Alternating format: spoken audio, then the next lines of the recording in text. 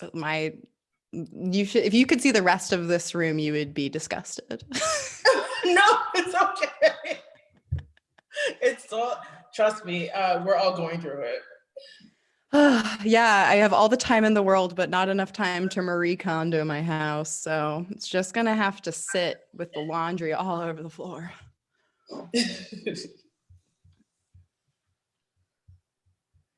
Okay. Oh, and we're live. Welcome, everybody. Welcome to another edition of Touch Yourself Tuesday. We've got Venus Cuffs here with me tonight. Hello. Yes, thanks for joining us.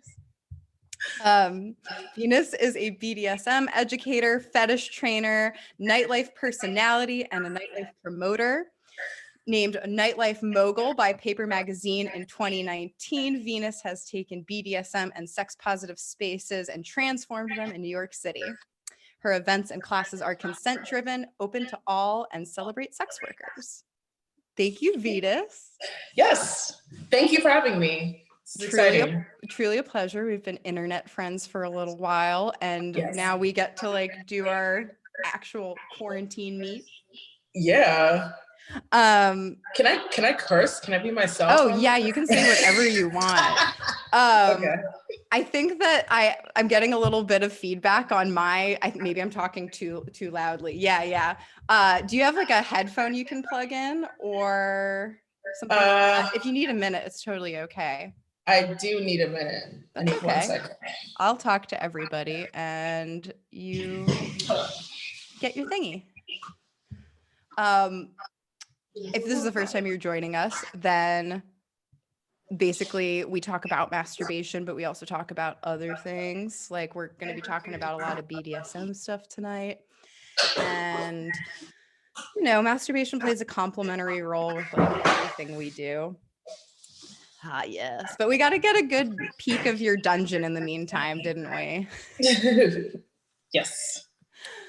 Okay, let's see this here. I totally could have told you to bring headphones and I didn't. So, I've just got my news correspondent, very old, clear, transparent one. Is that better? Yeah. Fuck yeah. Awesome. Okay. Well, hello again. And Tell us about the room you're sitting in right now. This is my playroom. Yeah. I see a lot of hitty things. So it's like my mini playroom because I don't have access to my larger spaces that I'm used to. So I set up my playroom and I have lots of fun in here. Honestly, it looks better than some of the community and for-profit dungeons I've seen in my lifetime. So whatever you did, it looks great. Thank you. Yeah, we've got a St. Andrew's cross. We've got a spanking bench. Yes. A massage table over there, another spanking bench in the punishment corner over here. And there's more toys underneath where I'm holding the camera now. Is it you got a desk cube storage situation going on? Yes. Oh man. I was saying yesterday, I have that over the door shoe rack where I keep my personal toys, but then all my other dildos are just in bins and moving boxes in my basement. Mm-hmm. And I was like, if everybody knew how disorganized I am. So you've got a real good situation. Well, you are, I would say, I'm more knowledgeable about all things kink and BDSM. Not only do you attend things, you throw the fucking things, Yes. So it's you're an entrepreneur all at the same time. Yeah. Yes. And it's really fun liberating all that good shit. Yes. If you're gonna be a freak, why not make it your own, Yeah. When we aren't in a global pandemic, what does that look like for you? When we aren't in a global pandemic, it looks very fucking boring, To some degree, it's still fun because you try to make it as fun as possible, but it's still pretty boring. It's nice to be in a room like with multiple people playing all at the same time, and having like a fuck room in the back was cool, and like having someone tied up to a cross, it's just, I'm missing aspects of that, but we still make it fun. We keep it kinky. Yeah, I've been to, I'd say like 5 events, and each one had such a vastly different protocol for kind of like requirements to entry. And some of those had to do with consent, and some of them were unfortunately very like looks based. Okay. So I've seen it all over the place. How do you go about organizing your curation of events without giving us your proprietary information? Yeah. So like I'm mainly consent driven. I've noticed a lot of spaces were not consent driven, and I was going to like a lot of parties, a lot of play parties, and being followed around all around the party by like creepy older men that would just like randomly tap me on the shoulder and touch me. And I have a big thing with touch, like don't touch me. Yeah. So no reason to do that. I kind of like when I first started my like own dungeon, I was like, I want a space where like that creepiness doesn't exist, and like consent is like top priority, and everybody is welcome, and I'm not going to make anyone feel weird because of their body, their height, their gender identity, their sexuality, race. I don't want any of that to be a factor. I just want it to be like one of those like spaces that's like kind of like industrial and grimy, but like, yo, everybody's welcome. So totally. I've definitely been to some like very like white burner vibe parties where I was just like, whoa, like whatever intake form you were doing either alienated everybody, or you were only passing it out in a very closed circle. And it's like, it just doesn't make for a good party, aside from it just being bullshit when people are selecting who can attend a party based on whatever their criteria is. Right. That's amazing. And what I mean, do people fill out like a questionnaire, or are they kind of like given a little rundown when they get there, like an opening circle? What's the deal? So I kind of vetted people before they showed up. And the only criteria I had was that you are not on any ban list for consent violations, or like reputation for consent violations, or you just weren't an asshole. Like that was it pretty much. That was the criteria, and like everybody else was welcome. So it didn't really matter. I didn't need a picture. I don't need to know what you look like. I don't need to know your real name. I don't need to know any of that really. I just need to make sure that you are not somebody that's going around violating people, touching people, thinking just because it's a sex party or a play party that you can just show up and start like every woman belongs to you in the room kind of thing, or every submissive man belongs to you. And so I kind of just wanted a more chill space, because everything was so like BDSM, like the whips and chains, and it's like, where's the chance for all of us to actually like have friendships and shit, Definitely. There's definitely a lurker dude at every party I've been to.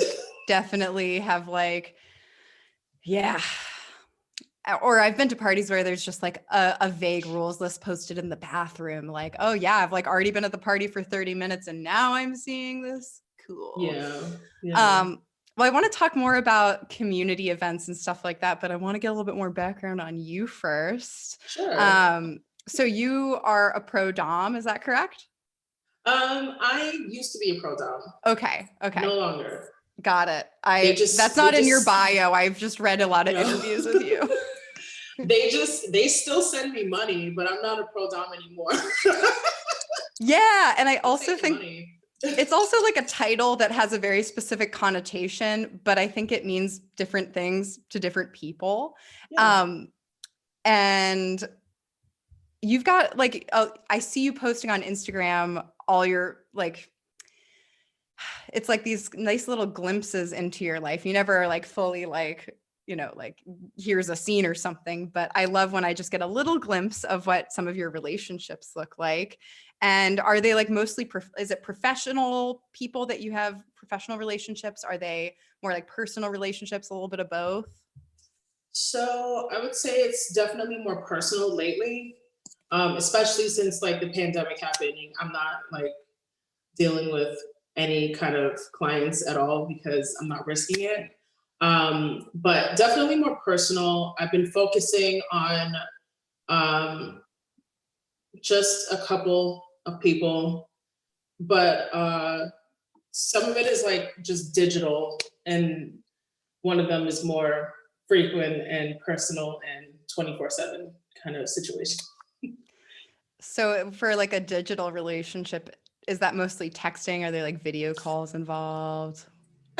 Video calls sometimes. You know, there's still like a level of discretion you have to keep, even for like a personal sub, because some people are still not out, you know, and they don't want people to know they're kinky because of their jobs or their families or whatever it is. So there's still a level of discretion. So some of them are not really open to video calls, but there's texting, there's emailing.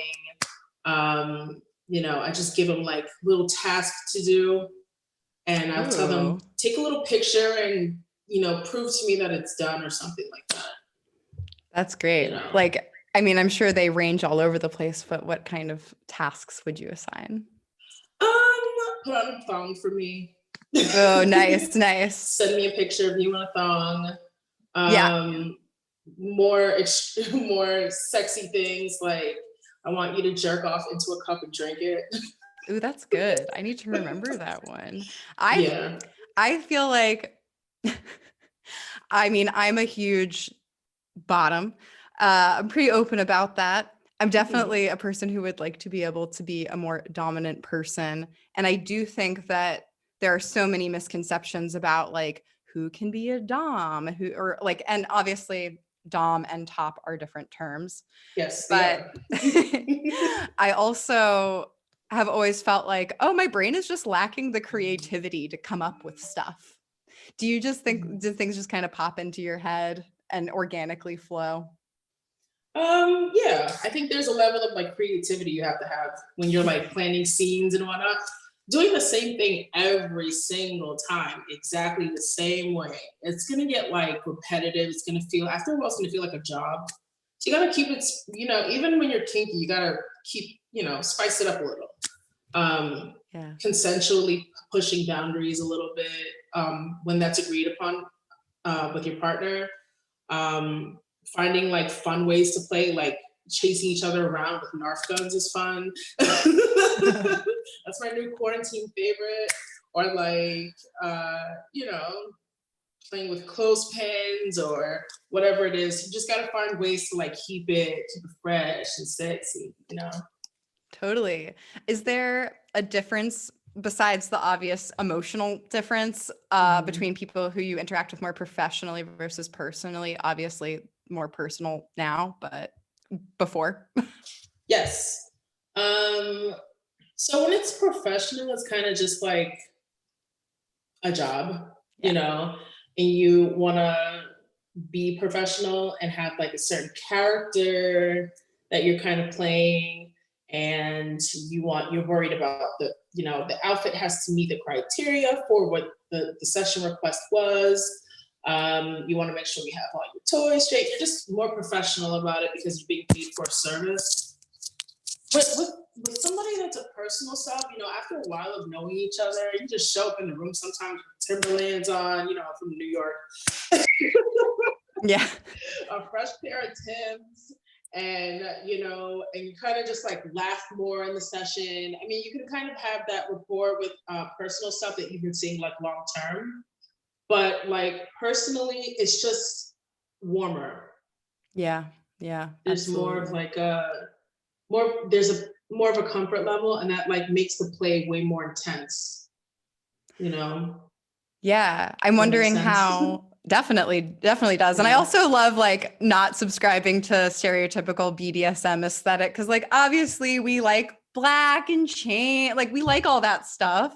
But there's also like, yeah, like you can wear jeans. Like you don't have to Or a dress up. onesie. Yeah, yeah, or whatever stereotype comes to mind?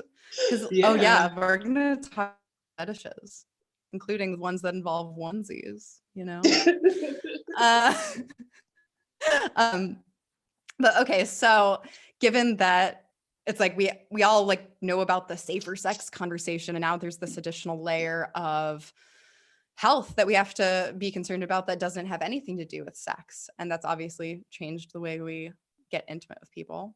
Yeah. And I'm wondering how you have accountability amongst the group of people, if it's more than one person that you're seeing at a time when you're all out in the world in a city with, like Detroit also, we had really high numbers. We were hit really bad. So what do those conversations look like now, and how have they changed since everything's happened?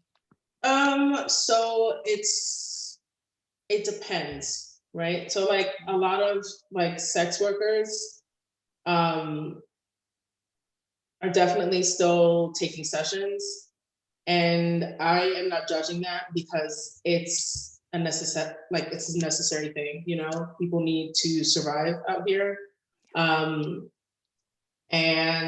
But like a lot of stuff has moved online. Like most stuff has moved online. Like a lot of parties have moved online. A lot of like personal sessions are now like on different, phone conversation kind of sites, and like there's like phone domination, online domination, people making OnlyFans now, and like all these things. So when you're like kind of like in this line of work, you kind of just roll with it as it goes. So like I've just started teaching classes online, Yeah. or like finding ways to like dominate subs online, or give them little tasks to do. Sometimes it's not always like I think this also ties into like misconceptions about BDSM. So it's not always like wear a thong and come in a cup and spank yourself and show me the marks, That's always fun, but there's more which is to it. fun. But sometimes it's like, hey, I know you're on antidepressants, take your medication today. Or like text them like, hey, I know you are not doing well. I need you to meditate for 10 minutes in the morning, every single morning, and text me proof that you meditated. Wow. I That's mean, like, I yeah. love that. And as a person who does like giving over control to somebody else, like I love when people tell me what to do. And I think and I'm on medication. And I think a lot of people would be like, wouldn't they be offended if you told them to take their pills? I'm like, no, if you remind, No. if I miss a pill, I'm having a bad day the next day. And that's really cool. I love that. It's just a great example of how it transcends the surface level aesthetic, and it really is like it can be a deep emotional or more emotionally aware type of situation, as a Yes. better way of putting it, I guess. Yes. We have a really good question that I think is appropriate to ask right now. And just so everybody who is watching knows, if you're watching on YouTube, the Q&A is happening on Zoom. So come on over to Zoom, or you can just keep watching on YouTube, but we are answering the live questions on Zoom. And we'll answer all of the ones we haven't gotten to at the end when we're done chatting. But this one feels appropriate for right now. This is for you, Venus. Have you, or would you introduce personal partners and professional clients if they wanted to play with you at the same time or together? If so, how would you manage those dynamics? I usually don't. But I think it looks very different for everyone. But I personally just wouldn't do that because when you're the dominant in a situation, you're responsible for the emotional safety of your personal subs, and having them bottom for a session. Now they are part of that professional session, and they also must be responsible and professional and all these things that maybe they're not used to in a personal dynamic. So having those two like kind of cross might actually like, excuse my French, like kind of fuck up your business a little bit. Oh, definitely. But it also may liability. Right. But it also may like emotionally injure your actual personal submissive, because sometimes clients are not always very nice to service providers. So if something does go left, that has too much of a possibility of going left. So I just rather keep them separate. Yeah, you're introducing a lot of unknown variables for sure. Yeah. Right. And then great question though. Yeah. This is a good question. That's the kind of thing that like maybe would be cool in like a porn fantasy or something, you know, like ooh. So I mean, still on the topic of submissives and specifically submissive men, like I always puts a smile on my face, like even the video you recorded for us where you're like, my drink please. I'm just like but I also love like seeing all types of subs. And I imagine that like upsets some people. I'm guessing some men get upset, or you know, they have a preconceived notion of how they can interact with you. Right. So I guess what are some misconceptions about being a dominant femme? Being a dominant woman or femme, pretty much the number one thing I get is I hate men. I must have like some really horrible things that I think about men, and I can't date a normal man, so I need a yes man, you know? Yeah. And that's kind of like bullshit. It's kind of not really the truth. I know way too many doms, including myself, that like we love men. I love men. Yeah. You know, they buy me stuff. Okay. But I love men. You know, I don't have any negative feelings about men. It's just it's more about who I am versus what I want them to be.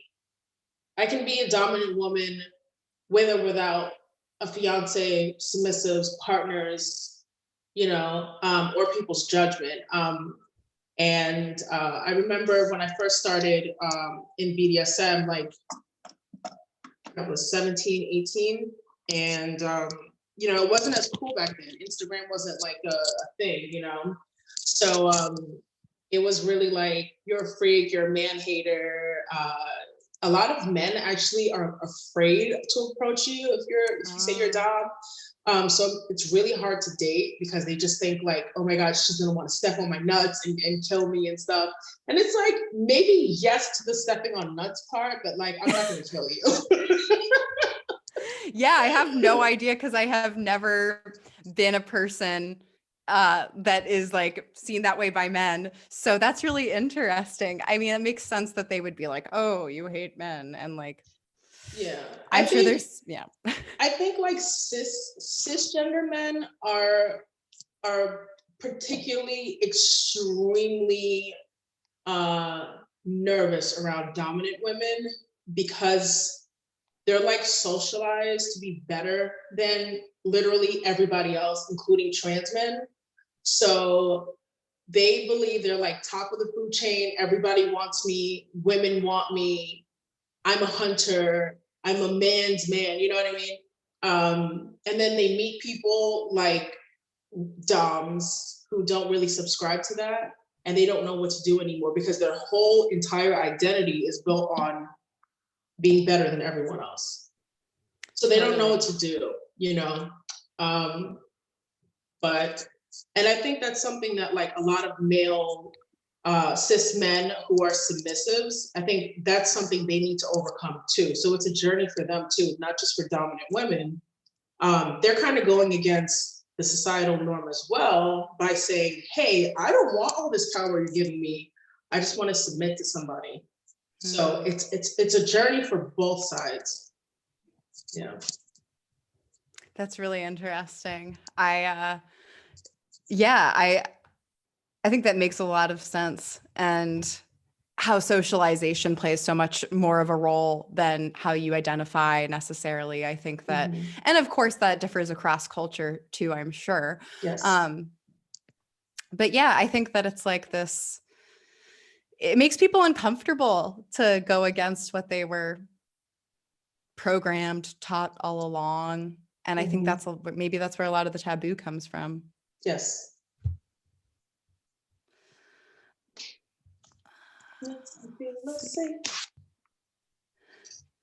I'm looking at the questions we've received. We're getting a lot of questions already. Yay. Okay. I guess while we're on the subject of like the gender dynamics, I've gotten a lot of questions recently about the way that porn is tagged, especially when it comes to like racial terms used in porn, which are obviously all over the place and super fucked up a lot of the time. Do you feel like there is a certain expectation, not just from like a gender standpoint, but like the racial dynamics of like who is dominant and who is submissive, and like, is that at all similar to the gender dynamic and how that affects people's expectation? Yes. Yeah, I know it's a big let me go into question. that. Yeah, I know. Let me I'm go going into there. it, honey. Okay. So when it comes to like power exchanges,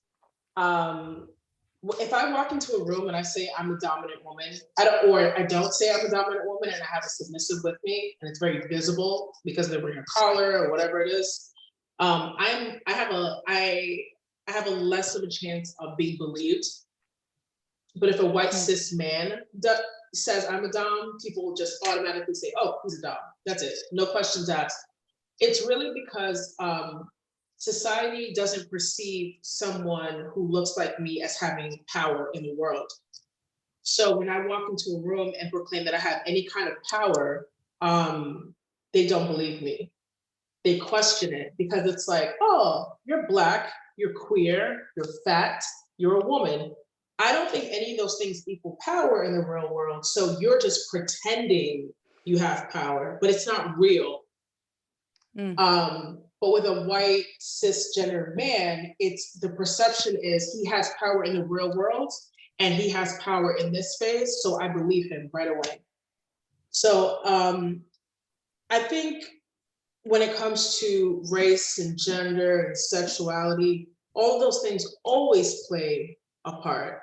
And I think that's why a lot of like queer folks, Black folks, when they have like play parties, they make them exclusive for their communities. So they don't get that kind of shit, like, we don't believe you, or, I've had like men walk up to me and just assume I'm submissive. And I always ask them, why did you think I was submissive? And they say, oh, well, I don't know. And it's like, because I'm like, which one was it? Is it because I'm Black, or because I'm a femme presenting, or which one was it? And then they always look like lost, like, whoa. And it's like, well, one of those did it for you. Wow. And so I think it's literally is always going to be a thing, unfortunately. Yeah, I mean, and it also, as a person who organizes events yourself, I'm sure that also makes you, being both a participant and an organizer, you have a very acute awareness of these dynamics. And when do you ever call yourself like a dungeon monitor, or are you more so just an organizer? No, so I would consider myself a promoter. And so dungeon monitors, I get like maybe 2-3 people who actually walk around the dungeon, and their only job is to like make sure consent is not being violated, to make sure everyone feels safe. When I throw like play parties, like misgendering people will get you removed from the party because that's considered a consent violation. Nobody asked for that. So continue to do it, you're leaving. Racial slurs, goodbye, you can go.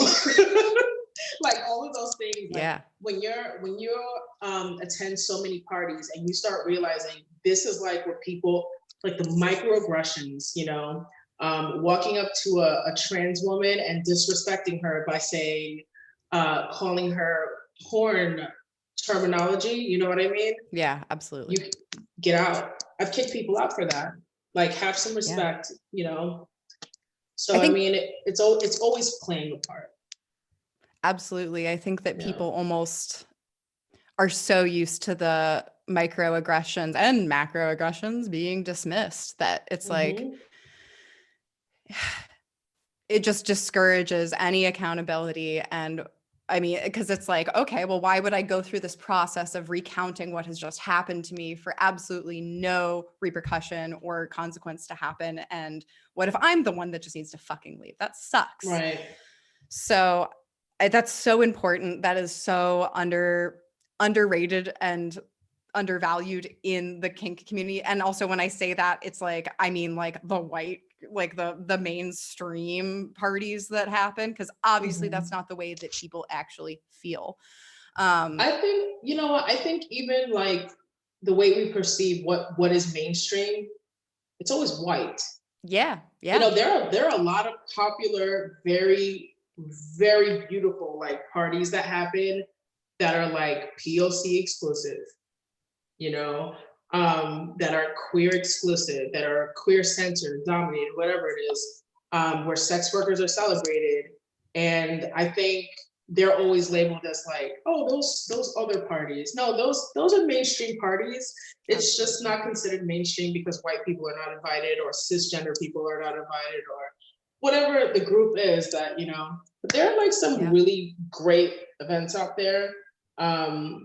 I just think that people need to be a little more open-minded with how they perceive power. I think that's really the core of it. Like, how do you perceive power, and who is allowed to be powerful?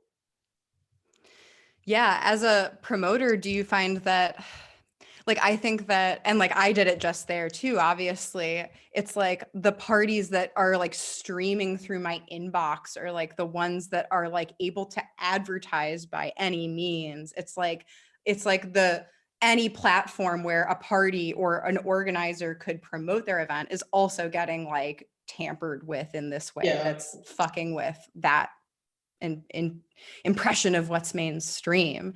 And like as an organizer, how, like, especially now that like all these events are canceled, we actually this weekend would be having the like movement techno festival, which is like Detroit's biggest thing, and like that's all been canceled. And there's a lot of discussion about like, how do we promote organizers, how do we specifically uplift and promote Black organizers in our communities?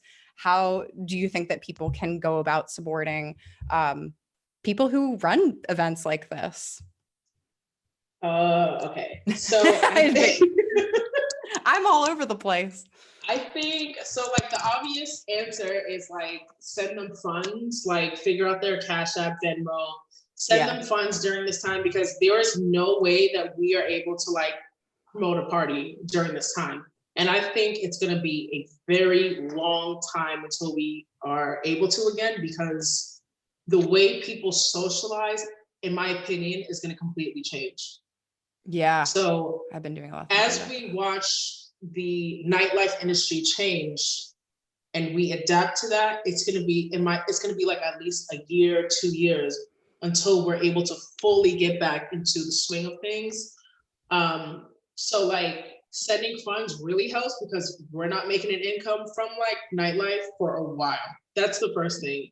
The second thing is whatever work we are putting out there, like whether it be like classes or artwork, or just support whatever they're doing in the meantime.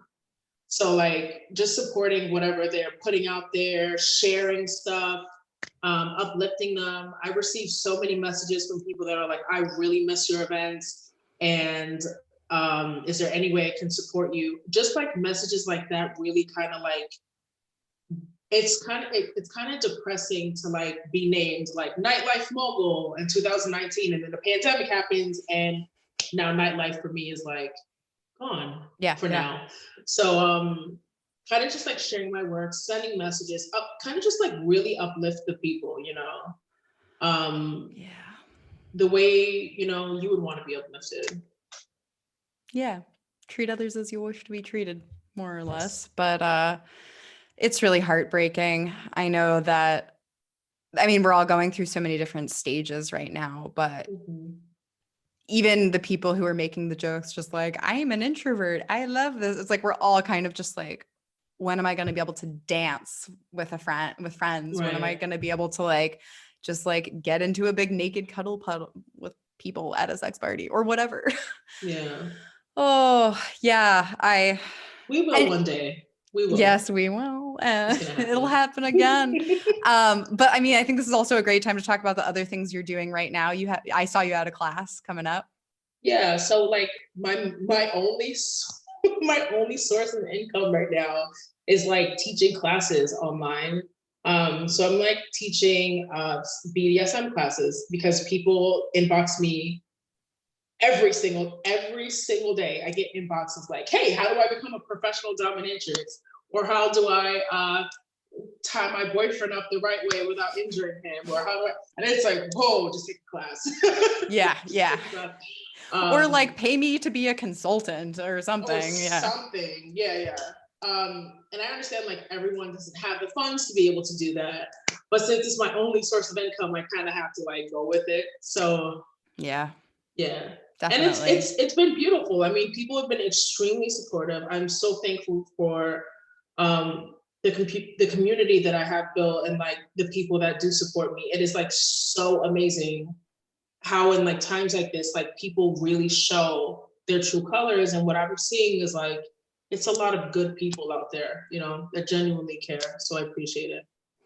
I need to hear more stories like that. I've definitely been blue.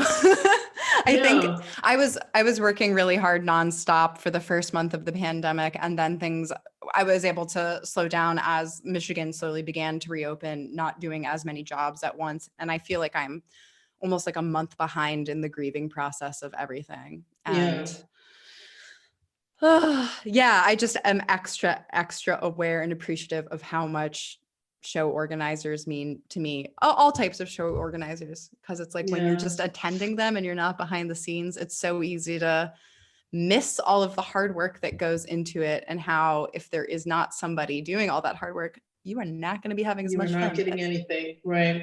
Exactly. The venues, the people doing the lighting, the sound techs, you know, all these people in nightlife, like my heart's really with all of them because, you know, some people can't just go teach classes online, you know. I'm an entrepreneur at spirit, you know, so I'll figure it out, you know, but like my heart really goes to people that don't have a way to move online. The jobs can't do it. And I think it's really uncertain. It's uncertain, but I think in time it'll get better. Yeah, I appreciate your optimism, and I need to take a note from your book. Yeah, I mean, I have a note here about like how events are going to be impacted in the future, but like obviously, who knows? I think it's so weird to see the country reopening, and obviously it's at the expense of people who do not have the privilege of being able to just work from their computer, chill at home. If you have any, and it's okay to be like, I have no idea, but how do you foresee things potentially changing in the future? And I guess like when I think about this, I think so much about how like men's clubs came back after the AIDS crisis slowly, or just like different kind of like harm reduction stuff that is not talked about very much. I'm optimistic because of what you just said, right? Like we always find a way. I think that's like, and that's what I mean by like the spirit of people is just like so resilient and like beautiful because we always find a way, you know. We've had epidemics before, we've had pandemics before, we've found a way to bounce back from all of them, and I don't think this is going to be any different. You know, it's so easy to like focus on all the negatives watching the news because that's really what they love to report on. Yeah. But like, you know, like the little pieces of information, like 80,000 nurses and medical professionals volunteered and flew to New York to like help, you know, things like that is like, you know, that person didn't have to do that, but 80,000 of them chose to. So I think we're extremely resilient as people, and I think we're going to bounce back from this. It's going to take time though. And I think like the key is like people need to be patient, right? But back to the question, I think I think I just think socialization is going to change. So like anything where people gather, like a party or play parties, especially because there's a lot going on there, it's just going to change. I don't know what it's going to look like as far as like how long it's going to take or anything like that. Who can But I do know people are going to be more nervous now. People may be more cautious in, you know, sanitizing areas, maybe. This could be like a good thing in some ways, because I've been to a lot of play parties, and a lot of play parties in particular, where people did not sanitize. And come on, wait, Clorox swap the spank bench. did not sanitize. And like it was like cringeworthy, and it's like, you know, I think people are just going to be super like hyper aware of like any germs for a while. So I mean, like that's going to be good. I think it's just going to change. I think it's going to be different. I don't know how yet. Yeah. I don't know. But I do think it's going to be different, but I think we're ultimately going to find a way. Hell yeah. Yeah. I mean, it is so much like what things do you choose to focus on? And like when I choose to focus on the negative shit, I spiral out of control. And then if you can just like look to those silver linings that are out there. It's don't beat yourself up, because you know what? It's very, because I can see it. It's very easy to focus on negative, because these are, you know, there's a lot of things happening. There are like actual people dying, and like, you know, it's like a lot of heavy stuff happening out there. So it's easy, you know, to watch the news. You know, we have to process sad news daily to survive. So it's I think it's totally normal to feel like the world's ending, you know. But well, then you set a good example then. Yeah. I think we're gonna be all right. I think if people just social distance and chill out, I think we're gonna be fine. Yeah, I definitely I'm like I'm like, this is Touch Yourself Tuesday, not Doom and Gloom Tuesday. Doom and gloom. I mean, that's cool too. I like horror movies, so whatever. Wait, maybe next month. I do want to say one thing. It is Touch Yourself Tuesdays, but like I think that information is definitely important, because that definitely impacts people's ability to even self-pleasure. Yeah. So like, I think if people realize this is more normal than not to feel like kind of sad sometimes, be more patient with yourself, you know, pace yourself, you know, it's easier to feel pleasure or allow yourself to feel pleasure when you realize you're not the only one feeling these things. Yeah, pressure does not help any aspect of pleasure. I've definitely, both in my professional conversations and personal conversations, had people be like, I have no sex drive. What's wrong with me? And also people be like, why am I so horny? This feels inappropriate. And I'm like, I mean, it's all fucking fine. If anything, I think it just helps to talk about, because I think that everyone thinks that they're the only one, or that they're somewhat alone, and they're in physical isolation, so they feel like they're also alone in those feelings. Yes.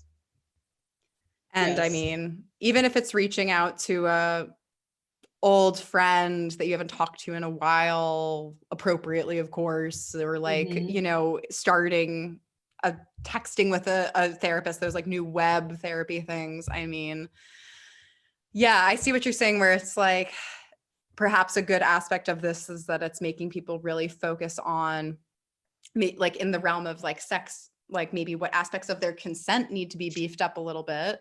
And then in like their personal care, like what aspects of that need attention, or like, it's a lot to process even, but like, it's harder to do it when you're like all alone a lot, you know? Yeah. But like, that's what technology is for, you know, try to use it as best as possible. I know. I'm waiting for when they actually invent like those like sensory suits in sci-fi movies, where it's like you put on the suit and then like someone can touch you through the internet. People think that like sex toys are a lot more advanced than they actually are. Like we've got app compatible shit, but I have so many people being like, how do I actually remotely fuck somebody? And I'm like, well, Interesting. Different aspects of that. It depends what your definition of that is, I mean, I've had one of those like Bluetooth butt plugs that vibrate and shock someone. That was cool. Ooh. Yeah, that is such a go-to fun way of being able to have both an exchange of power and sensation across a long distance. Yes. Let's see. I mean, we've got a lot of questions already, but I have, let's see what else. Oh, I guess we touched on this a little bit, but for somebody who's looking for, I mean, this is two questions, I guess, but if you are currently looking for a dom or a sub or any type of kinky relationship right now, you're like, I've been asked this so many times. Yeah. Well, you can give me the like elevator pitch version you can also like point us to another resource if you want. I know, I'm gonna give people I'm gonna be as transparent and honest as possible, some people may not like it, but that's what we love about you. I do not recommend trying to find a new dom or sub if you are in a bad headspace. You are going to be looking for too much from them, and there's a lot of things that people don't have the emotional capacity to give, possibly. It also opens you up for more of a chance for someone to take advantage of you. So I just think starting conversations is cool, but like trying to full-fledged go into it is like not the best idea right now. I don't think so, unless you're in like a really good headspace. Yeah, I think that makes perfect sense. Yeah. Yeah. But like reaching out to like a dom or sub, just like do it respectfully, and do it with like the mindset of nobody owes me anything. No, especially if you're reaching out to like a sex worker for services, they don't owe you time. They don't owe you their bodies. They don't owe you anything. So you reach out with respect, ask if it's okay to have an email exchange first. Ask if it's okay to introduce them. Is it okay for me to introduce myself via email or message or whatever? Don't just start messaging people. It's kind of weird. Absolutely. Yeah. And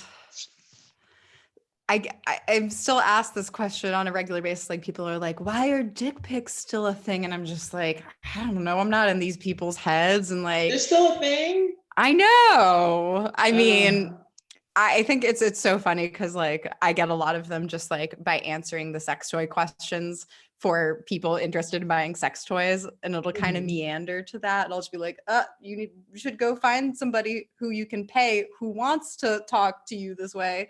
But yeah, I think it is like the internet just has this lack of human interaction, especially if it's just text and not video chat, where people, it's like I'm sure a lot of people are trying to cause harm, and then there's also a lot of people who just do not know better, and they're just like not putting the empathy and awareness into what it might be like to be on the receiving end of that. I think that's great advice that you have. Just ask if it's okay to introduce yourself. Like that's really polite.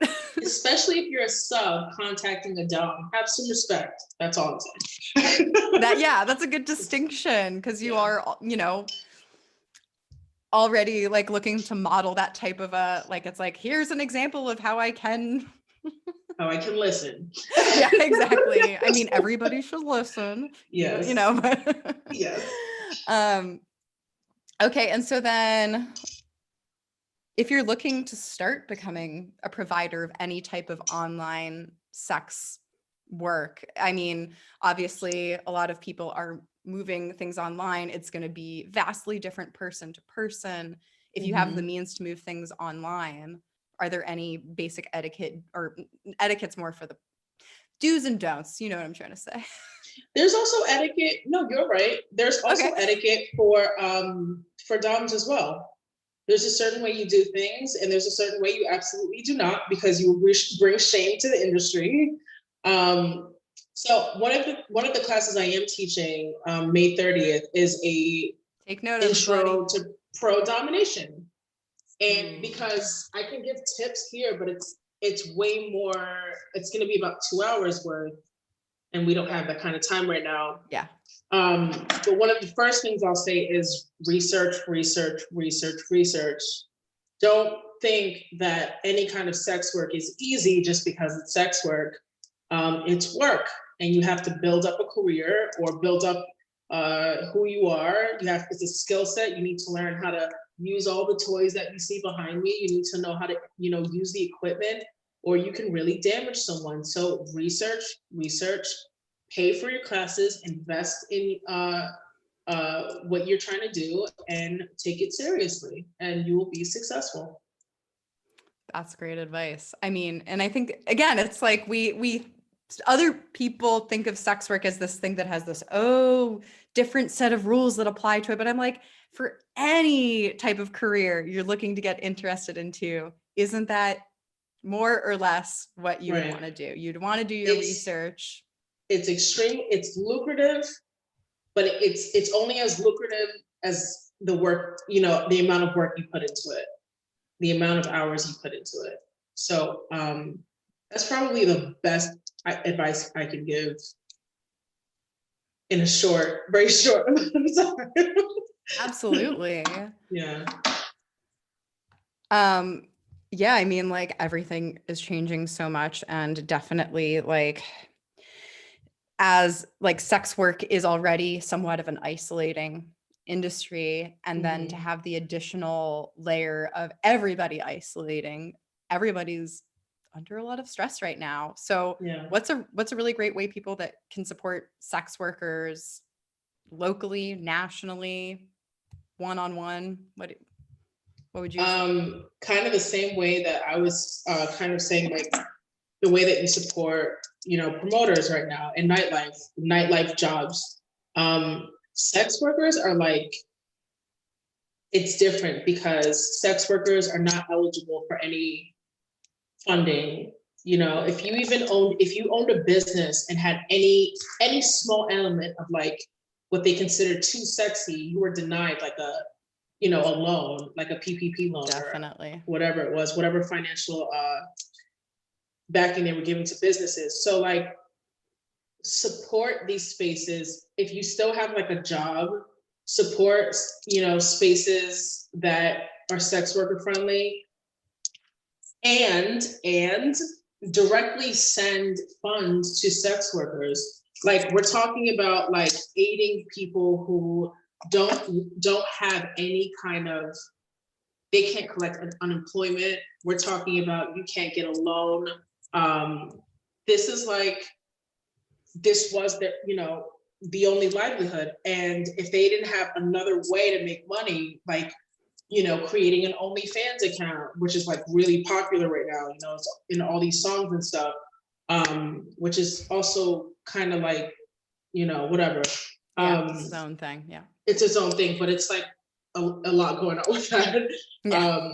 But like literally, like, sex workers are like dying out here trying to like still provide a service and make money to make rent, to feed themselves. And you have sex workers that are taking care of their whole entire families. There is a lot of survival sex work happening right now, and the industry right now is being flooded because there are so many people that are like struggling right now. So not only do you have like sex workers that have been doing this, now you have this influx of like outsiders who just like are also now doing survival sex work in person, in contact with other people, because they don't know anything else. There's a lot of undocumented people. There's a lot of Black folks who are still engaging in sex work. Think of like the most marginalized communities, a lot of trans folks that don't have the same opportunities as a white cisgender documented person. These are the avenues that they still have to take because they don't have anything else, and unfortunately, we live in a country where there's a lot of people that don't want them to have anything else. So like, if you think about a life or death situation, we are in that. I like to keep my mindset positive, but to some level, you still have to be realistic about what people are going through. And unfortunately, there will not be any bounce back for a lot of sex workers if they get COVID and pass away, because they are still engaging in trying to feed themselves, their children, their families. Sex workers are not always just like a one person thing, you know, they have like children, they have like parents they're taking care of, they have people they're supporting. So like, I've been sending a lot of the income I make from these classes to street-based sex workers. And I'm not putting that on Instagram. I'm not advertising it. I don't think when you do any kind of like, you know, when you give back in any way, I don't think that should be publicized all the time. But I've been, you know, sending what I can to like street-based sex workers. And because they're like really going through it. They're like really going through it. You know, when you talk about like violence against sex workers, I have read so many posts in like private Facebook groups, you know, for sex workers, where like, you know, literally posting pictures of black eyes. I just got assaulted. I don't know how I'm gonna make rent, but I have a black eye and maybe I still have to work. This is real shit, you know, and you know, excuse my French, but like, this is what people are going through now, because the money is it's dry for them, you know, and the clients know that.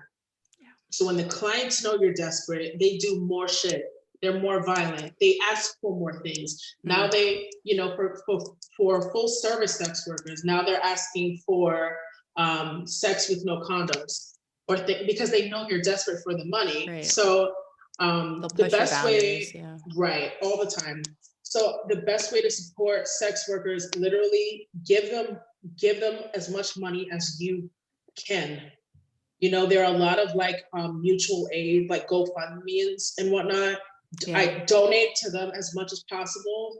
Donate like as much as possible, because they really are paying people. Like Swoop Brooklyn is like literally sending money to sex workers. It's like really a thing. And I don't mean to put them on blast. I don't know if I should put them on, you know, I didn't mean to say, but like they're doing the work. I'm trying to say. So if you don't feel comfortable sending it directly to, or if you don't know if somebody's a sex worker, or you don't feel like DMing them and be like, hey, are you a sex worker? You need money, because that's kind of awkward. Yeah. Just donate to these funds, you know? It seems like almost it's hard because like I know a lot of people in rural areas and they're like, I don't know where to donate to. I think that if you just search mutual aid fund, sex worker, or even like sex worker outreach project and find the SWAP chapter that is most local to you, you can always just like, I guess, ask, but. Or DM me. Oh yeah, DM me. I will either ask you to send the money to me so I can send to them, or I will give you people's cash app so you can send it directly to them. I've been paying people a lot out of my own pocket, and I don't know how much longer I can do that. Yeah. You know, so like I can connect people, or I can, but I also am trying to, just to be transparent, I don't put people's like cash apps on my Instagram and stuff, because it's not okay to just be outing sex workers. You know, but like they still need the money. Yeah, I mean your phone number is attached to that shit too, so that makes perfect sense. And like I don't know, I think that some people also get worried that like, oh, is the place I'm donating to going to actually end up in the right place? So if you have any questions, it sounds like you're open to those questions. I'm 100% open to that. And I'm also like, we are for sure going to repost all of any and all resources that you want to publicly share. And you and I can also later talk about like, maybe we go in together and like write a piece about this, whatever. Yes. I think that's a really great point. And like, I've seen some pretty long lists. It seems like there's at least like 1 or 2 cities per state that have open GoFundMes right now. And I know there's at least one article online that kind of has a collection of all of them. So thank you. I think that's really important to make note of. And yeah, it's stuff that doesn't make the news, even if you are watching the depressing news. I mean, and that same goes for like police murdering Black people. It's not on the news. So much of this is like grassroots. I mean, I don't want to call individual Instagram accounts like grassroots, but it's like individual news. Right. Like, I'm not gonna go too much into it, but I am putting together like a small panel on Zoom with Shishi Rose and Ashley Tubby Bunny. And we're gonna be literally discussing like there is so much like Black death, like Black people dying from COVID at higher rates than everyone else. We're still getting shot by the police all the time. So like I am like kind of organizing that. And I was also thinking about making a fund for sex workers of color. So if people want to like DM me about that, feel free. Yeah, and I'll like also anything that is public information, I will also be sharing as well. Absolutely. But people should be following you anyway. So I think that covers everything that we outlined together that we wanted to go over. Are there any final thoughts that you want to make sure we touch on before we take some audience questions? Yeah, I think the one thing I want people to know about kink BDSM is it's whatever you make it. There is like no rule, like, rule book to exactly how you should do things. There are things about like protocol and etiquette and ways to safely play and use like equipment. Like if you're picking up something like this and you don't know what that's for, maybe you should do some research. I don't. Ball crusher, So like, I should get acquainted with that one. Or like a nipple thing. Oh, but yay. By the way, Spectrum Boutique has like amazing kink toys. I just want to say that. Like, I did add a lot of ball crushing toys recently, actually, yes. But not that specific one. Very nice. I mean, I've seen like a lot of shops, kink section. Yours is really good. Thanks. I have Stockroom to thank for a lot of it. Stockroom in LA. They're also really great. Good, if you ever want to buy, like shop with us for sure, but like they have a whole lot more of a selection Stockroom as well. And good. I love them. You know what? It's so funny that like, as when I was like, anything else you want to say? You touched on the one thing I actually missed, which was, and it was hidden on the page break of my document, how frequently people just do not understand, and this is a huge topic again, but how frequently people do not understand how BDSM and abuse are different things. That's such a good one, yeah. And not that people cannot co-opt BDSM and use BDSM as abuse, but BDSM on its own is not abuse. BDSM and abuse are not even in the same apartment. They're not even in the same building. As a matter of fact, they don't even exist in the same neighborhood. If you violate someone's consent, if you like step over their boundaries, knowing that's not what that person wanted, if you use that to like physically harm someone and beat them up or something like that, and it's not consensual, any act that's not consensual is abuse. And that means you are no longer a BDSM player, you are an abuser, and you shouldn't be playing at all. Thank you for making that distinction, because like that's important. Yeah, so like it is nowhere near the same. You have responsible BDSM we call players, and then you have like people who think they're doing BDSM, but they're not. They're just abusive people that like wear a BDSM mask because they want to feel powerful over someone else. Because one of the biggest parts of abuse is domination, is dominating someone, feeling like you want to be powerful over them. But if it's not consensual, it's abuse. They're not the same. They're nowhere. They don't even overlap. That's you said that so well. And I think that really, and the way I initially presented that reminds me of how I recently started to reframe previous abusive relationships of mine, where I was like, it's so hard to get over this person. I loved them so much. And then I'm like, love is not present when you're being abused. No. You can't love somebody that you're abusing. Yeah. And I think that you make such a good distinction, and like my own error in saying like people can co-opt it. It's like, no, it immediately stops being BDSM and then it begins being abuse. And they are two separate things. Right. Like beautifully said. I love my submissive. I love him. and the love is still present because the consent is, abuse where the consent goes away, it's no longer love. It's about the person trying to dominate you. There's a lot of like, but it's still not BDSM. It's not a BDSM type of domination. It's like I feel insecure about you going outside, so I'm going to tell you when to go outside, when to shower, and that's not what I signed up for. So that's abuse, and I think it's important to know the distinction, because it kind of goes back to if you're contacting a submissive or a dominant or top or bottom for a scene, you need to understand what that looks like, because it's very easy to fall into the trap of, oh, this is what normal BDSM people do.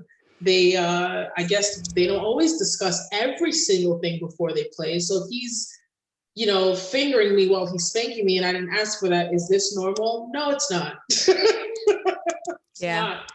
And I don't mean, it's not funny, but it's kind of like, it's really not, if every single act during a scene or like a play session should be discussed beforehand, which are called negotiations. If every single thing you discussed is what's, happening, that's consensual play.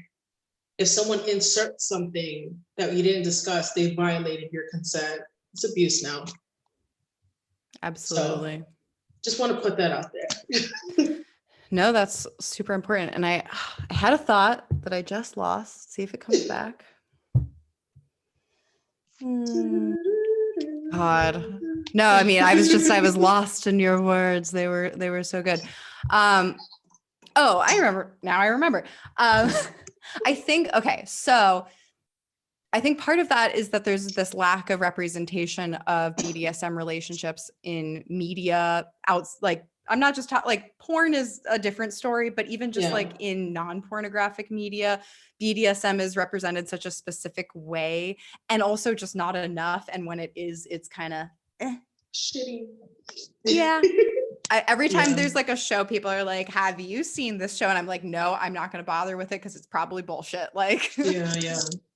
Like 50 Shades. Oh, great example. Terrible. Yeah, like on the one hand, it's great that it got people interested, but on such a false and dangerous premise. Right. So unrealistic. Do you have any idea how many people were like contacting DOMs like, hey, I just saw 50 Shades. I know how this works. No, you don't. Go, start over. So for anybody who has seen that movie, or maybe if you haven't, I mean, it's supposedly a BDSM relationship, but it's very, I think, blatantly abuse. Or I mean, I haven't seen it, but it just like it. Yes, what you said. I was selling sex toys right when the movies came out, and everybody was asking about Kegel balls specifically because there was like one scene with Kegel balls, and it was just like maybe you want Kegel balls, but like I think that it's like it's like inviting someone into your home and then randomly showing them a playroom without talking about it beforehand. What? Yeah, that would be pretty weird. It's weird. I would have left. And I'm into this stuff, Yeah. I don't know. The answer is different for everybody, but I think as long as this stuff, I mean like everything we've talked about so far tonight, as long as it continues to be taboo and like a thing that people are uncomfortable talking about, it just, the longer we aren't able to have the conversations about like, okay, what is the difference between BDSM and abuse? If you're if you're afraid that even bringing up the subject is going to get unwanted attention of whatever kind, or I think it's just like it prohibits people sharing. And I'm not saying that people should be like, it's like a social media post, but even just talking with your friends, I think that, and especially a lot of my friends who are like 10 or 20 years older than me too have such a different relationship with it because of the internet, or, and because This is no endorsement of FetLife, but like there are, yeah. I'm a primal top is my hello. Let me send you a bunch of pictures of my bondage that you didn't ask to, or worse. But I mean, yeah, there's even if the content being posted is absolute garbage, there are social networks for BDSM now, whether they're good or bad. And I think that I'm really curious to see how future generations will, I don't know, like what future virtual and real world types of community spaces await us, I guess. I'm just like, I am so pumped for whoever makes the next, like, we need a site other than FetLife. I know. But whoever makes it, oh my gosh, I'm so on board. But like, yeah. Yeah, I mean, and that's even where I was talking about like the parties that get advertised. Like if you were to go on FetLife and be like, I'm gonna find a party, you would think that all parties are awful. Yeah. Anyway, So true. Yeah. okay, I think I have actually. Oh, if there's anything you think that I've missed, let me know. But I think that, I mean, that was really great. I've learned a lot already, so much tonight, and I'm going to dive into the questions. If you want to take a Yeah. peek at them yourself and let me Are know if they there's like just here? on the Zoom screen, there's like a little Q&A button that you should be able to click and it pops up. Okay. But I can also just Somebody What? said, can we talk about Bernie though? First of all, Wait. I don't even see first of all, this. I've had, hold on. This is Oh, where it's now gonna I come see it. out. Honey, I've had like this weird obsession with Bernie. This photo was going like semi viral because it looked like he had like a big dick print in his pants.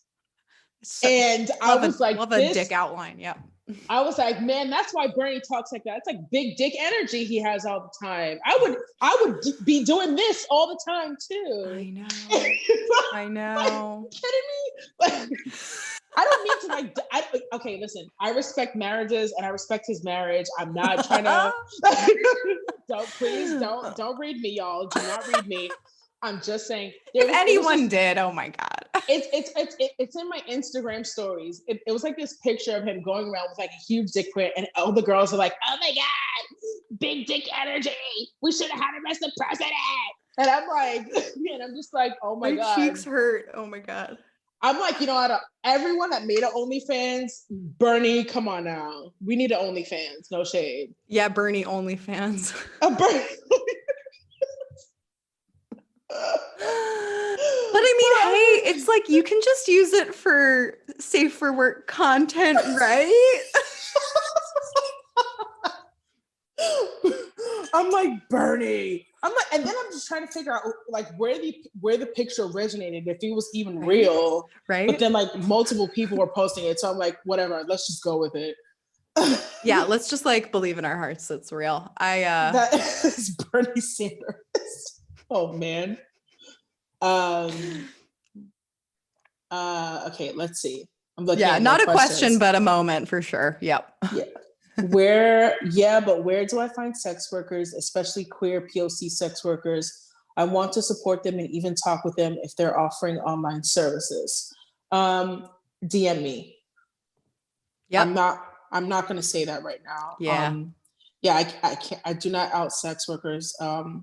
Yeah. Especially, I mean, Sesta Fosta for. Yeah, even before that legislation, it was not wise to talk about, but now especially.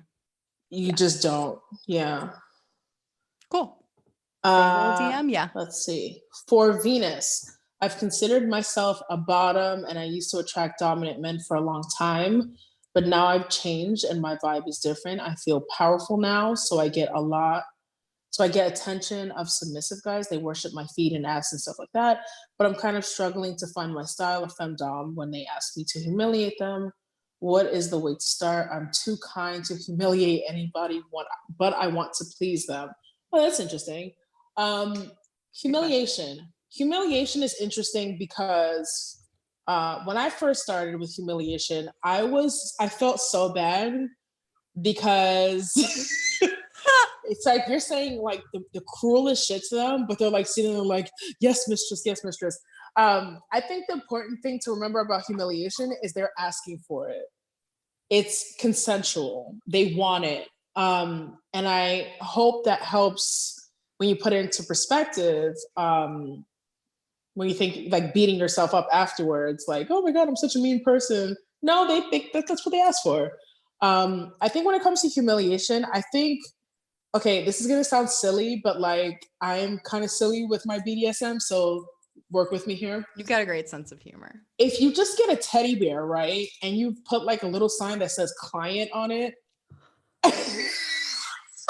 Oh, and you're like, just start like, try to like negotiate with the teddy bear a little bit, like, hey, what do you want? What kind of humiliation sessions do you want? And like write down some things.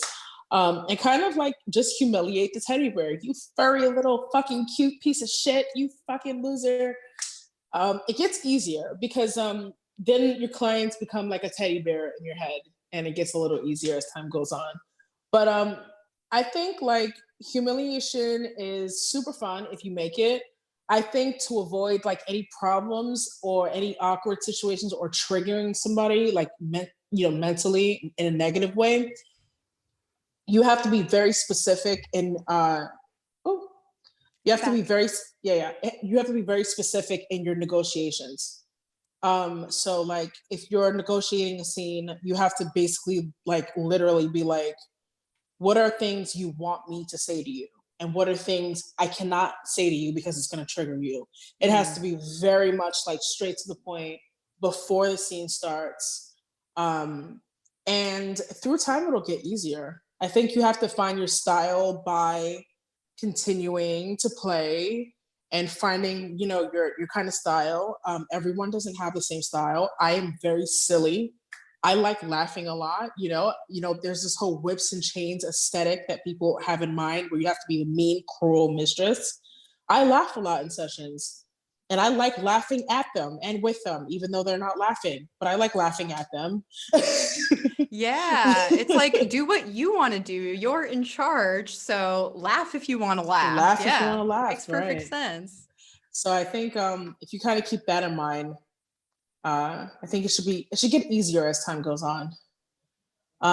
What are you both excited to do when the pandemic is over? Ooh. Yeah. I mean, I'll go first. I'm definitely, I don't party anymore, but like my cathartic state is definitely the Detroit like dance music, house and techno scene. It's like a spiritual experience for me, just like getting to dance all night with people and like be sweaty and touching them. It's like the perfect COVID vector, damn it. Like that's what I miss. It's like my form of meditation, but in a public setting. Yeah. I think mine is pretty similar. I think I want to get back to like socializing and having like a nightlife life, I definitely want to get back to curating events. I want to get back to like being able to hug my friends. I want to go back. I want to go to a restaurant. I miss sitting down in a restaurant. I'm looking forward to doing everything. I think if anybody throws any kind of party, even if it's a shitty house party, I'm going. Oh, absolutely. I'm going Count to me in. everything. Everything's on the menu. Absolutely. For Venus, okay.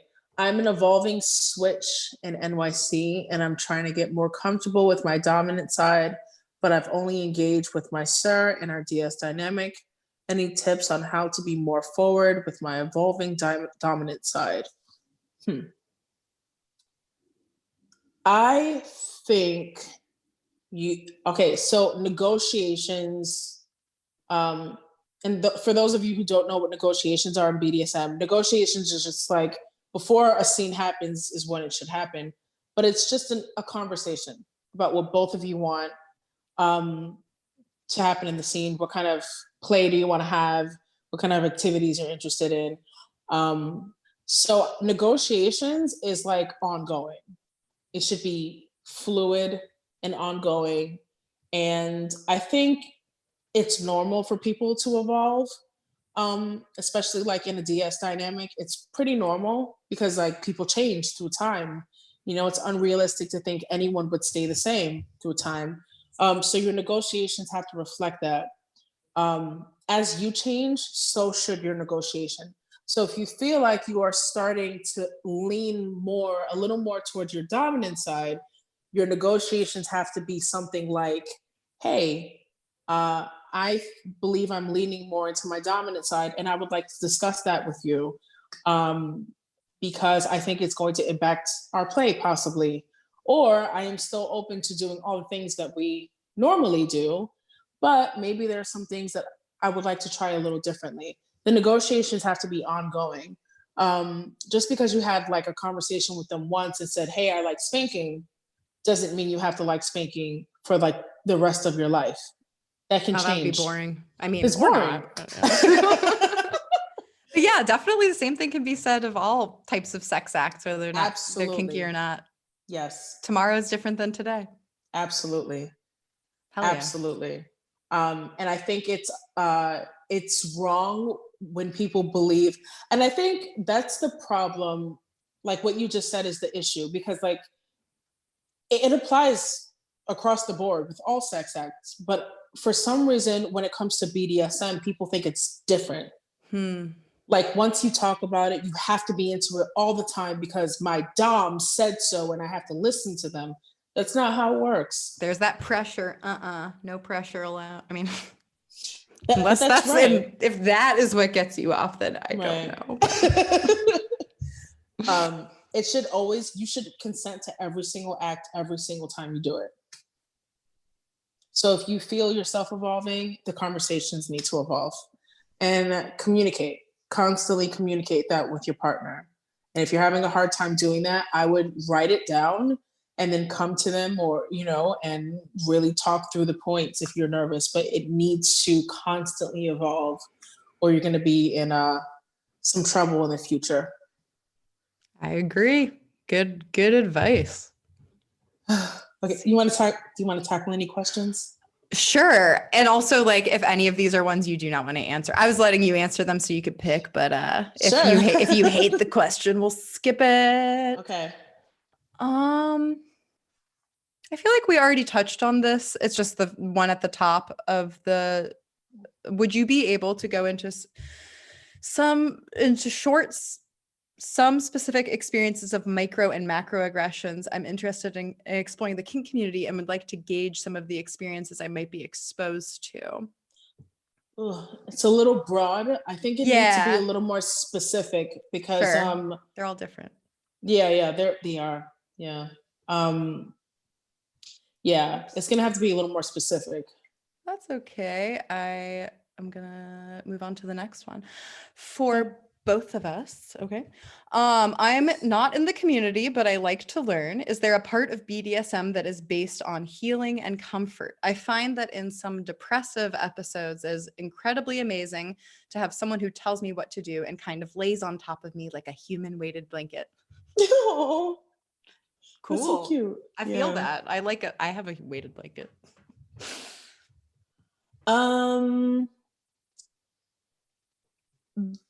I think, okay, so this kind of goes back to what I was saying about like BDSM kink. It's kind of all what you make of it. So I was trained by really high protocol doms when I was like first starting, and they were really strict, high protocol, very serious, played opera music in sessions. Do you still listen to opera now? Oh yeah, I'm actually I'm a classically trained singer actually, but that's a whole different. Oh my God, you wear so many hats. This is so cool. We're gonna have to do a separate opera chat. Yes. But I ended up landing in finance. But but it's kind of whatever you make it. So if whatever you perceive to be it's whatever you perceive to be a good time. So if your idea of a good time is it has to be more healing than it does strict, then that's your idea of a good time, and that's exactly what you should explore. There are no rules, you know. I like making my sessions fun. I like laughing. There are doms that do not like laughing in session. They are very serious, and that is so sexy and that's so cool. But so is laughter. So is someone laying on you like a weighted blanket. So is, cuddling, having great aftercare after a scene. Yeah. I think all of these things matter. And I think, like, as long as you know exactly what you want, or you have an idea of what you want, and you're able to clearly communicate that to the person or people you're playing with, I think things should be okay. I think don't put so much pressure on yourself to have a scene that looks just like someone else's, because it's not gonna happen. It's not gonna happen. So be yourself. Yeah, I think you're exactly right, especially aftercare. Like maybe you want super cushy aftercare, you just want to be swaddled and put up in a blankie, whatever. That's great. I know for me, I think that part of the beauty of BDSM is that it causes you to have hyper aware sensation and be present in your body. And it's really hard for me to be present in my body, even as a sex educator. I don't know all the shit. I don't know my own body entirely. I'm still figuring it out. And like, especially bondage, I'm like so in my body during bondage, and that might not be healing to one person, but it's healing to me. So I guess it's also like identify what is healing to you. Right. Yeah. Because maybe your healing experience would be somebody else's panic attack experience. Absolutely. Yeah. Right. And that's really the key there. Yeah. So we get to both, contrary to popular belief, even if you're the submissive, you get to have a little bit of say in what happens in the negotiation. So it's not all you being told what to do. Yeah. Let's see.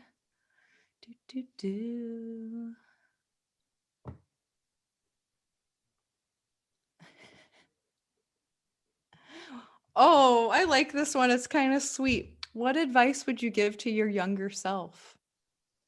Ooh, what advice would I give to my younger self? Take more chances. I think I limited myself. Well, I took a lot of risks when I was younger, but I did limit myself in the more important areas, like finding healing and peace within myself, because I think a lot of times women are told to sacrifice for others and nurture and take care of others, and there's a lot of like times we don't take care of ourselves, especially being a woman of color. And I think looking back, I would have told myself, like, really take care of myself. Yeah, that's really smart. I mean, I'm 28. I just turned 28, and I'm like, wow, I've been an adult for a decade. That is fucked up. Because I feel like it's been like 2 days or 50 years, one or the other. Like, I don't know. We're the same age. Hell yeah. 92, 91, 93. Hell yeah. Clearly we have a lot in common. Yes. Okay. Okay.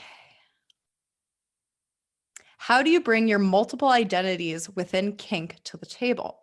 I identify as a kitten and a switch, but it doesn't get respected in community spaces, especially on FetLife and in New York City. It's okay. So it's like one of those things where you can't really give a fuck. So I'm just gonna give like a small story. So like I'm a sadist. and a dominant, but I'm also like someone that loves bottoming for rope. Yeah. And a lot of like times when I'm like, hey, I bottom for rope, people are like, you can't do that because you're a dom. And it's like, yeah, I can because I said so. So you kind of have to, it's kind of one of those things where you can't let people interfere in your kink. And you can't let your kink be consumed by like what other people have to say, because this is really about you, your pleasure, your partner's pleasure, whoever you're playing with.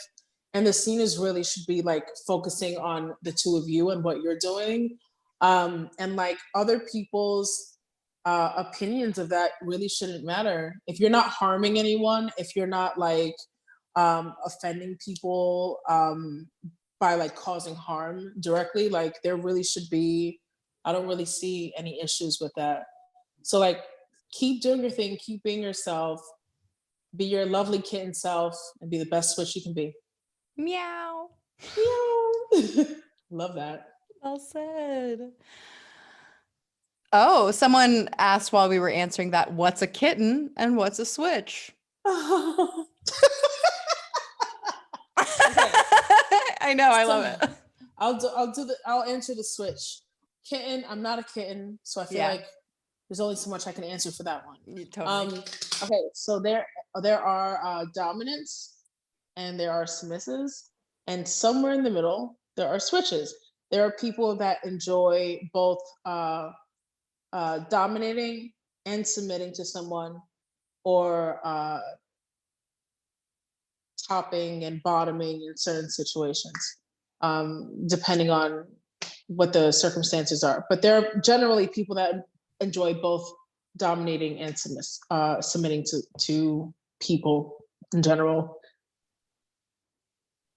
Yeah, I would agree. I'm chuckling because the next question that got asked is really funny, and I'll get to it in a minute. Okay. But I agree. I think also like like some people definitely feel like I am predominantly a submissive, or I am predominantly a dominant, but like it's kind of like it's very fluid. Yeah, exactly. There you go. Yeah. I love that you knew what I was saying. Just you knew. So then the next question is, how accurate do you believe those online kink tests are? Not accurate.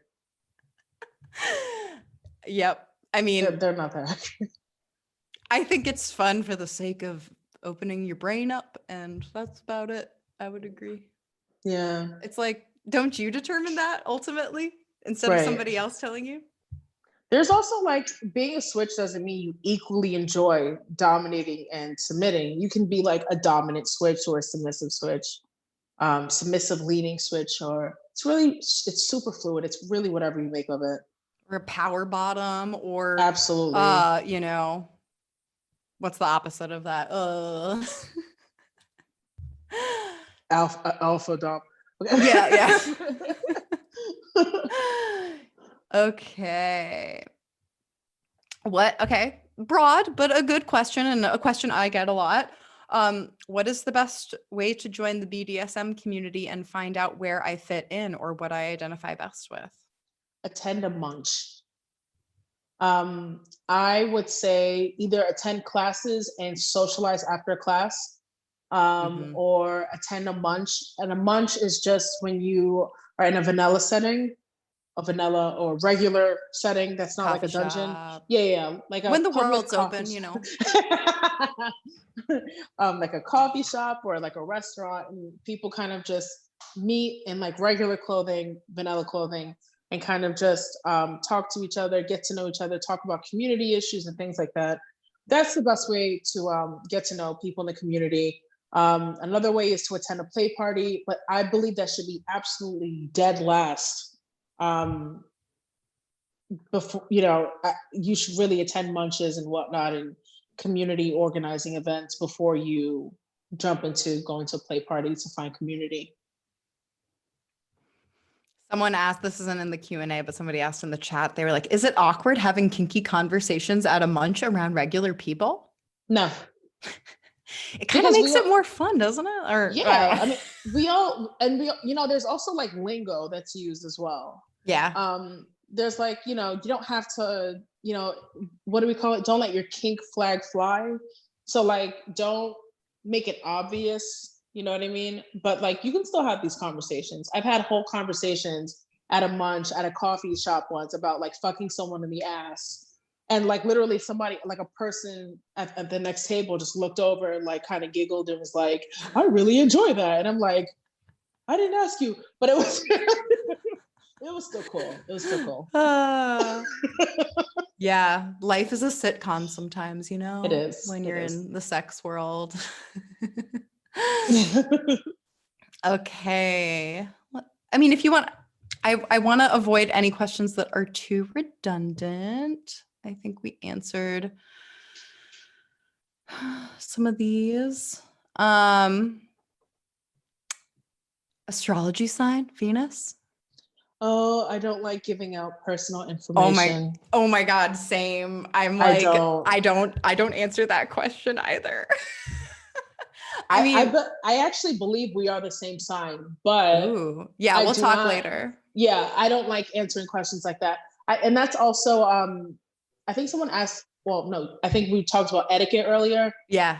One of the parts of about BDSM and contacting sex workers and contacting like BDSM folks, do not ask our name, astrology sign, birthday, address. Right. Because even if it's like just for getting to know somebody, it can be received as like, why do you want to know my birthday? Yeah. Because Totally. a lot of people are also not out about what they do and have like vanilla jobs. There you So go. even though it was a great question, it's a harmless question, but just it's something to be mindful of. Cool. No, that's great. I'm glad it was asked for that Yes. reason. Yeah. Let's see. Well, somebody wants to know specifically where they can find your class because I don't know if it's on your Instagram, but they said they couldn't find it. Where would you go to find your class that's happening soon? It is in my Instagram stories right now. Oh, okay, cool. Go to my Instagram stories. It should be in there somewhere. Cool. And we'll also definitely be posting that too. We'll make sure that does not go unnoticed without lots of links going out. Yay, thank you. Yeah. I think we've answered the questions that remain more or less. Someone just said feminist porn ? Which is like pretty broad. I'm happy to just sum that up if you don't want to. Yeah, go ahead. Yeah.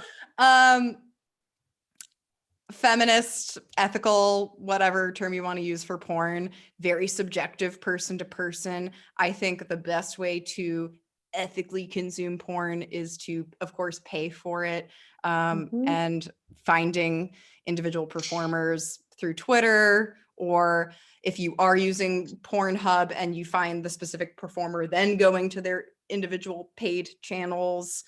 Basically, if you're not paying for porn, it's not ethical, more or less. So pay for your porn. That's a great way to feel good about the porn you consume.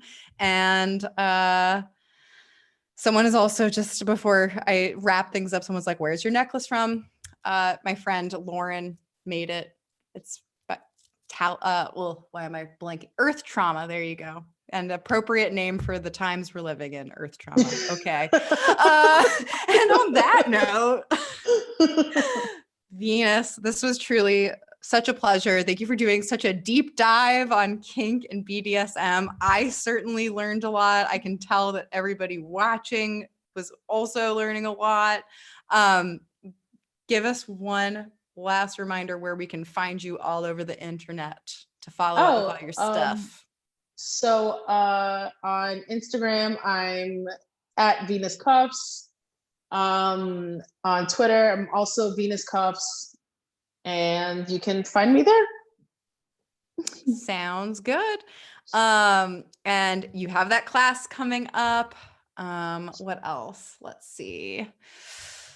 We'll have to talk about some and resources that we discussed, you can DM Venus about, or I will post the public ones. Absolutely, both of them. I know that so I wanted to also say for the Spectrum audience, we posted a worksheet today. I want to clarify that you're welcome to fill out the little worksheet with takeaways today if you would like. We're doing this little fun raffle giveaway to the end of the month where someone's going to get a $100 gift card. Maybe you can get some kink tools, but you have till the end of the month. So if you want to do it next week or now, whatever you want, that's in our stories.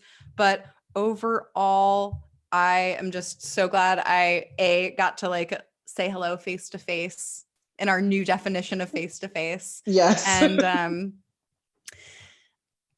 and also we have a online forum. It kind of works like Reddit or a Facebook group, but it's not censored. Like you can't post and like it's not pornographic, but if you want to continue the discussion, we've been posting the link in the chat. This is just a reminder that if y'all want to go discuss and it's more of a discussion based thing and not necessarily a question for Venus or I, that's a great place to have it. And thank you so much. I'm sure we'll be crossing paths again in the future one way or another. Yes, we will.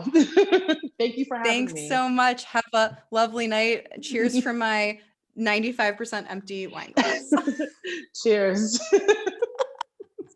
Bye, everybody. Thanks so much for your great questions, too. Bye-bye. Bye.